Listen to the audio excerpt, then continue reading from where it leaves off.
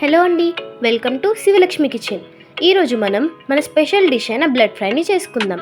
దానికి కావాల్సిన ఇంగ్రీడియంట్స్ పైన మెన్షన్ చేసాం. ఇప్పుడు మీరు లేట్ చేయకుండా మన ఛానల్కి లైక్ చేయండి, షేర్ చేయండి, ఇంకా సబ్స్క్రైబ్ కూడా చేసుకోండి. ఇంకా నేను కూడా లేట్ చేయకుండా ప్రాసెస్లోకి వెళ్తాను. ముందుగా బ్లడ్ని కడిగి ఉంచుకోండి. ఇప్పుడు ఆ బ్లడ్లోకి కొంచెం వాటర్ పోసుకుందాం. ఇప్పుడు దాన్ని బాయిల్ చేసుకుందాం. నేనైతే ఇక్కడ ఫ్లేమ్ని మీడియం నుంచి హై మధ్యలోకి పెట్టుకున్నాను. ఇక్కడ మూత పెట్టడం వల్ల బ్లడ్ తొందరగా ఉడుకుతుంది. ఇప్పుడు బ్లడ్ అయితే ఉడికిపోయింది. ఇప్పుడు మనం దాన్ని చిల్లుల గిన్నెలోకి ట్రాన్స్ఫర్ చేసుకొని చన్నీళ్ళతో కడుక్కుందాం.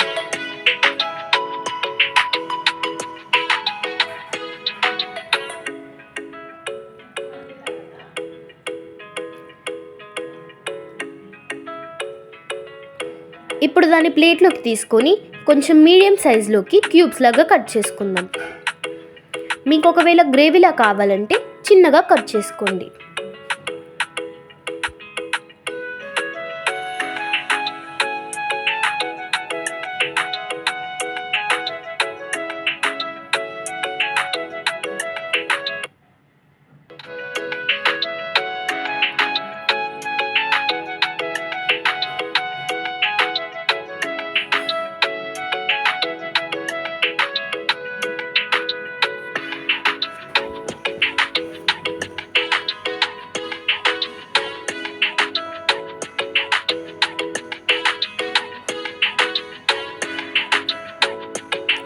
ఇప్పుడు పొయ్యి మీద కడాయి పెట్టుకుందాం.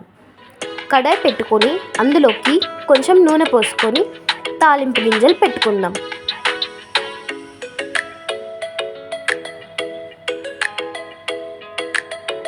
నేనైతే జీలకర్ర నాకు తగినంతగా వేసుకున్నాను. మీకు నచ్చినంత మీరు వేసుకోండి.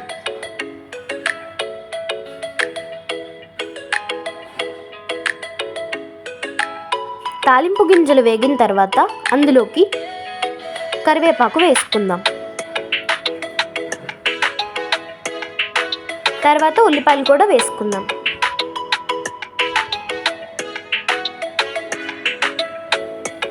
ఒక 2 నిమిషాలు ఆగి అందులోకి పచ్చిమిర్చి కూడా వేసుకుందాం.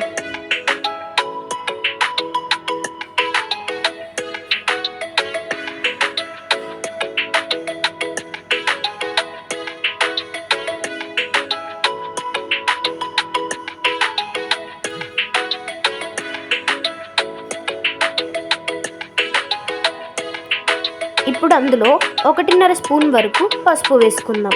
నేనైతే 1 స్పూన్ వేసుకున్నాను.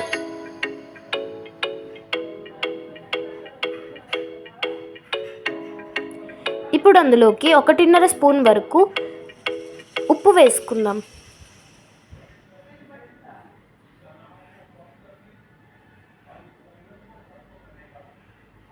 ఇప్పుడు అందులోకి 3 స్పూన్ల వరకు జింజర్ గార్లిక్ పేస్ట్ వేసుకుందాం.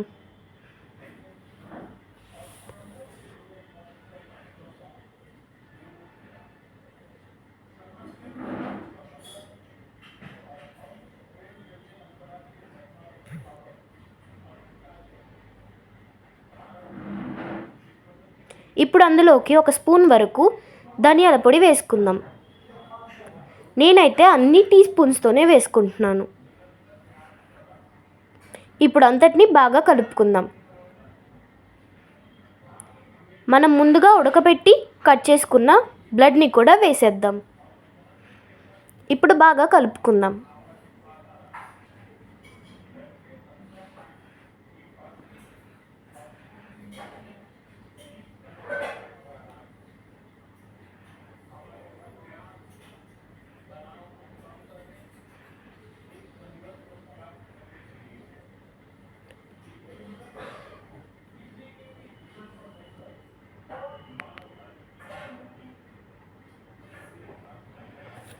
ఇప్పుడు దాన్ని ఒక 2 నిమిషాలు వేగనిద్దాం.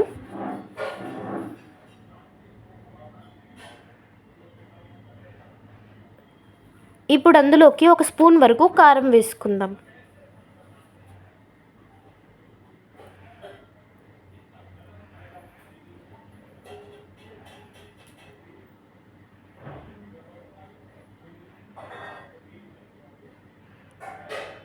ఇంకా బాగా కలుపుకొని అందులోకి కొంచెం పుదీనా కొత్తిమీర వేసుకొని మళ్ళీ కలుపుకుంటే అయిపోతుందండి.